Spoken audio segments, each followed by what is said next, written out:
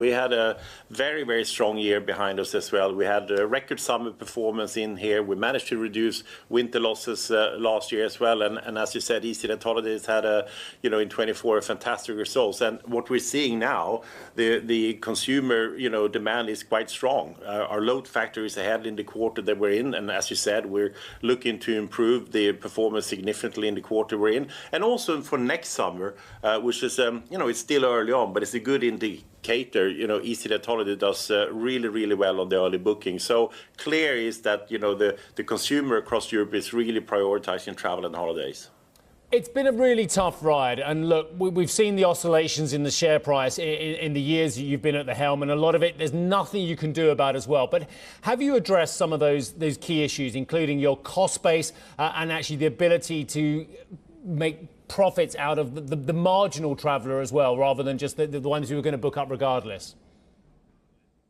Yeah, I think it's fair to say that all airline CEOs in Europe would say the same thing, that they feel that their shares are undervalued. And look, I mean, EasyJet has had a strong performance last 12 months. We're up something like 30% and outperformed the sector.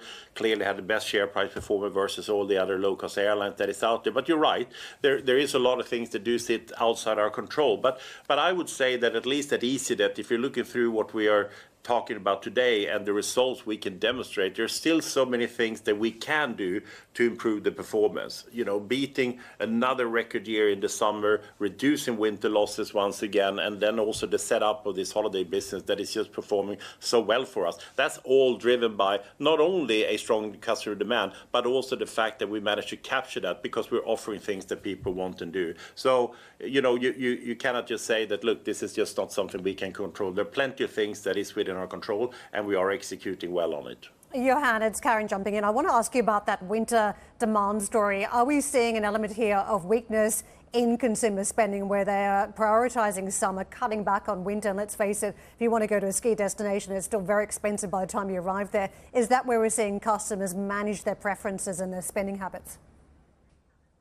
No, we don't actually. And like I said, our load factor is actually 2 percentage points ahead in the quarter we're in, and also in Q2, which is the first quarter of next calendar year. And also, if you're looking at Christmas and New Year's, which is a good indicator of the spend, we're up from 4% there when it comes to load factors as well. So I think it's just a matter that people are prioritizing this. There was a Barclays study that came out just recently talking about what people are prioritizing. And this is not something that it's almost like discretion anymore. People really want to do this. People plan, they set aside money to do this, and that's why companies such as ourselves are benefiting from it. So it's a really, really, we feel, a continued good demand for what we do.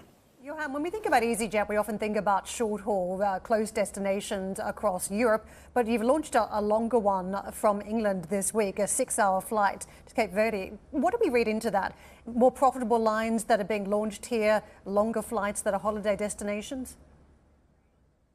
Yeah, so I mean, essentially, we do fly where we see that there's a demand to do. And Cape Verde is a destination that both have actually not only a winter demand, but also quite a solid, summer demand. And since the launch of this, we have had exceptionally strong bookings on this as well. So, look, we got a fleet of A320s, 319, 320s, and 321s. And we will fly and put those and allocate those aircraft where we see that there's the strongest demand. And that, in this case, has really paid off with the launch of Cape Verde. And we're also flying much more into North Africa than we used to do. It's over 40% of the increase now we're seeing in destinations into non-EU, mostly into North Africa. Egypt does really well for us, and then also Morocco and Tunisia. So it's a good market for those environments.